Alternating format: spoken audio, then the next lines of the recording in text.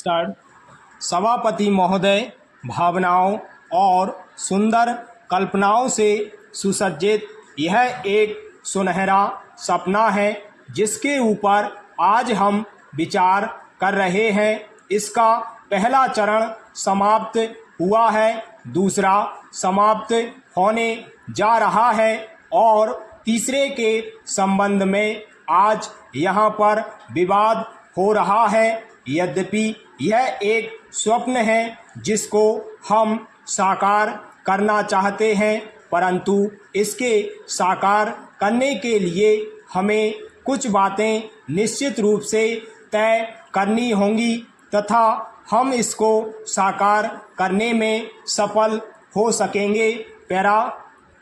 इस समय जो सबसे बड़ी और महत्वपूर्ण बात है वह है जीवन उपयोगी वस्तुओं का मूल्य निर्धारित करना। हमारा पहला प्लान आया और जनता ने उसका स्वागत किया, दूसरा प्लान आया उसका भी स्वागत हुआ।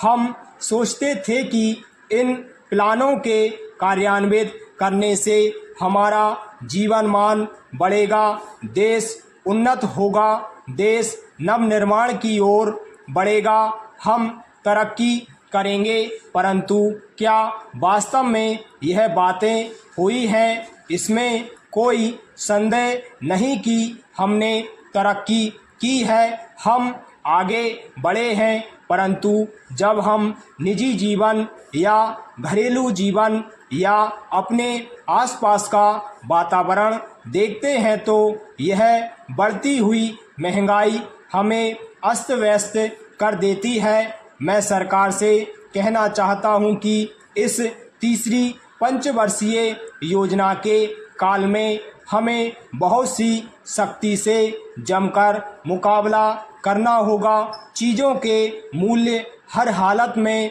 स्थिर रखे जाने चाहिए और यदि हो सके तो इन मूल्यों को घटाने की कोशिश करनी चाहिए। आज जो हमारे शहरों में बेकारी है उसका सबसे बड़ा कारण यह है कि हमारी पढ़ाई का वही पुराना ढंग चला जा रहा है। आज हमारे नवयुवक पढ़ने के बाद यही सोचते हैं कि हमें कहीं ना कहीं नौकरी करनी है।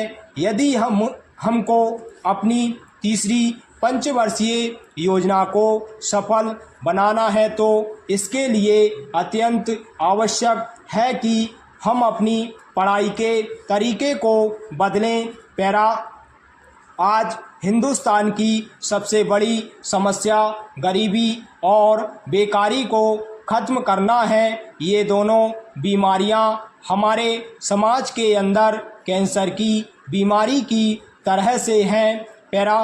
आज तक डॉक्टर नहीं समझ पाए कि कैंसर की बीमारी के लिए कौन सी दवा उपयुक्त है। वित्त मंत्री जी इस विधा के विशेषज्ञ होते हुए भी इस बीमारी की असल दवा हमें बतलाने में असमर्थ रहे हैं। यह ठीक है कि बेकारी की समस्या को वह महसूस करते हैं, लेकिन हम देखते हैं कि जैसे जैसे हमारी योजना का काम आगे बढ़ता जाता है वैसे वैसे यह पता लगता है कि बेकारी भी उसी गति से बढ़ती जा रही है। गरीबी का सवाल बेकारी की समस्या से जुड़ा हुआ है। अगर लोगों को काम मिलेगा और बेकारी दूर होगी तो देश से गरीबी भी दूर होती जाएगी।